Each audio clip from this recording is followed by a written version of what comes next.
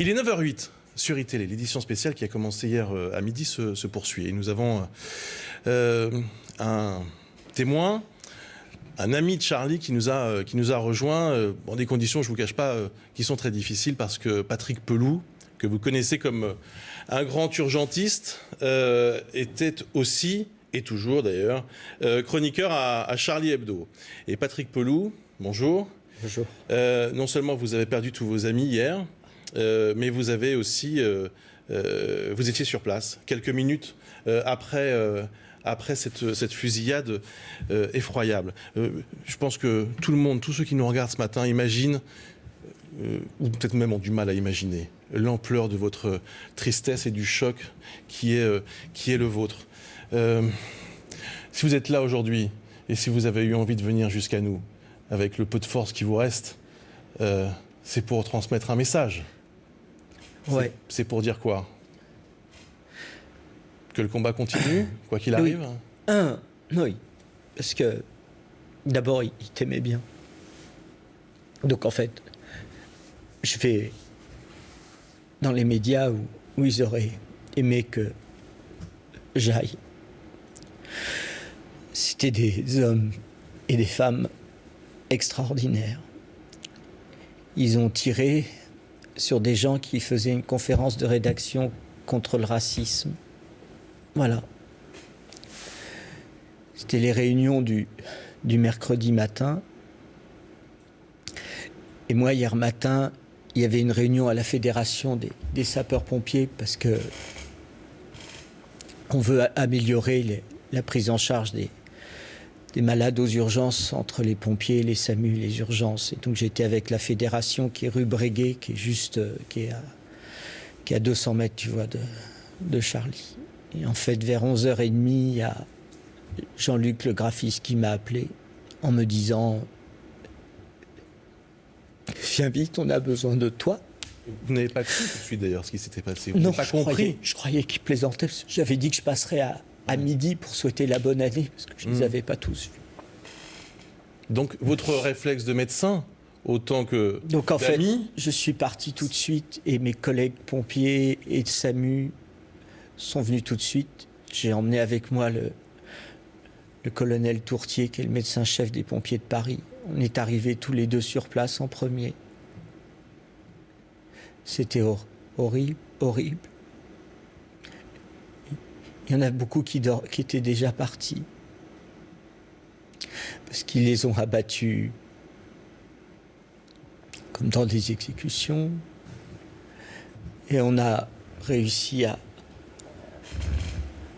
à sauver les autres,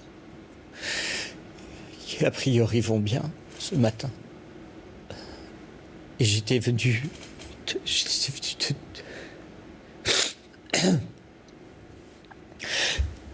te dire que le journal va continuer parce que ils n'ont pas gagné et que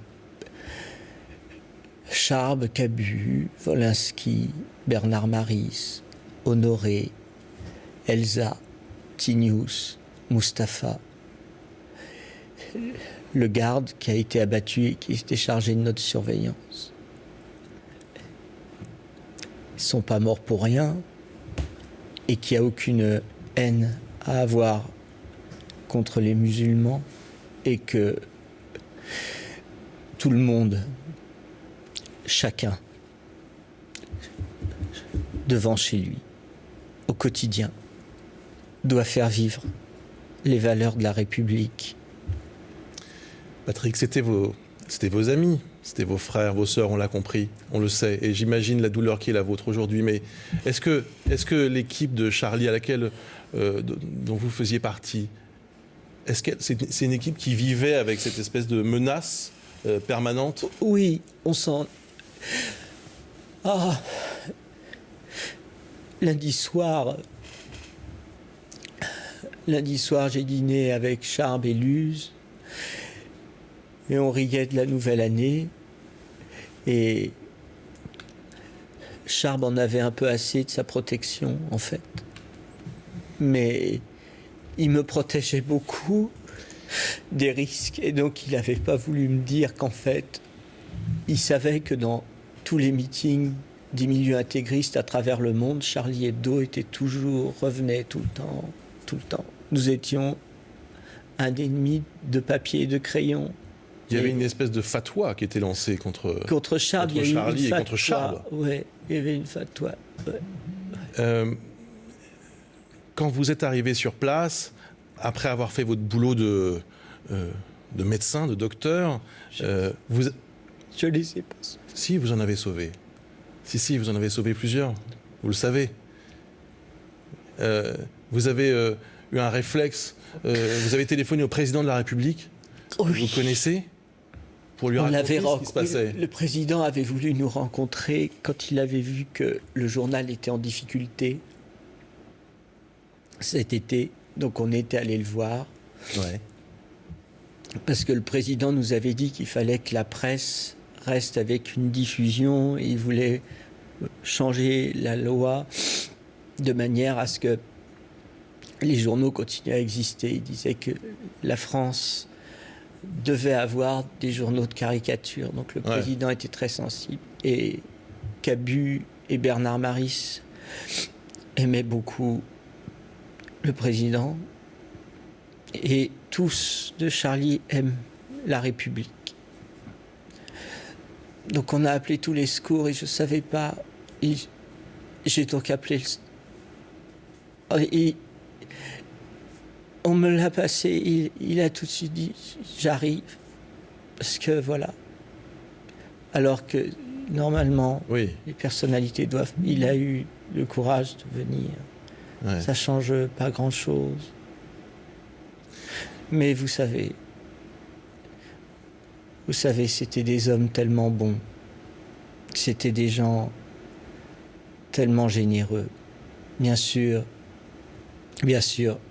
irrespectueux, irrévérencieux. Et il y avait des gens qui étaient furieux sur des dessins, qui restaient avec des dessins, mais tous autant qu'ils étaient, c'était des grands humanistes. Ils sont tombés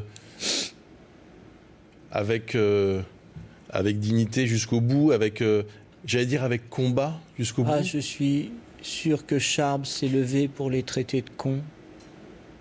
Je suis sûr qu'il a fait ça.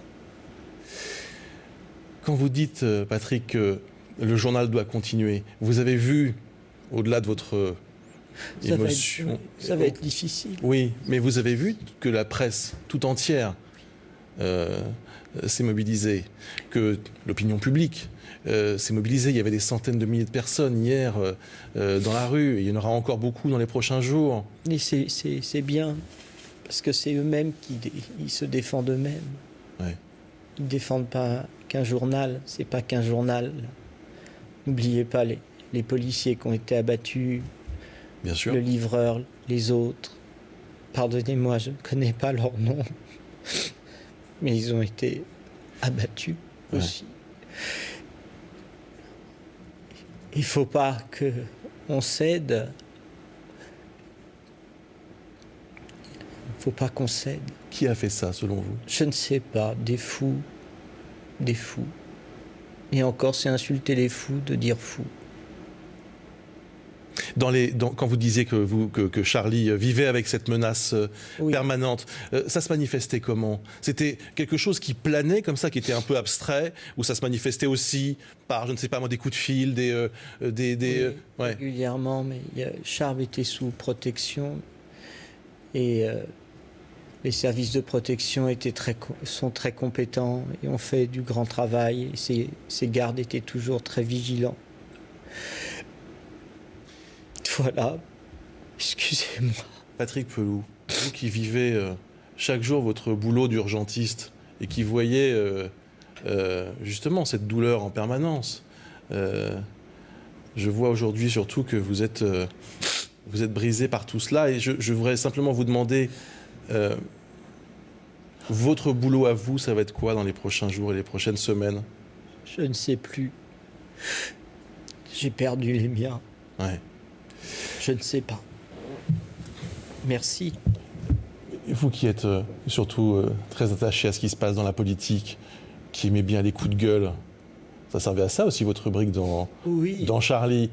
Qu'est-ce qu'ils doivent faire là aujourd'hui, tous ces responsables politiques qui, unanimement, ont condamné? Qu'ils fassent leur boulot. Ouais. Qu'est-ce que vous attendez d'eux? Il faut qu'ils fassent leur boulot et qu'on trouve des moyens de combattre ces gens. Il faut les combattre. Il faut les combattre pour protéger notre pays. Et comment on combat le Je fondamentalisme? ne sais pas. Je ne sais pas. Je ne sais plus. Je voulais juste vous dire que toute la rédaction d'ITélé est bouleversée par ce qui s'est passé, je crois même au-delà, tout le groupe Canal, bien sûr. Et voilà, je vous remercie infiniment d'avoir eu la force de venir jusqu'à nous, parce que votre témoignage est important. Et il t'aimait beaucoup. Voilà. C'est peu de dire qu'on les aimait aussi énormément.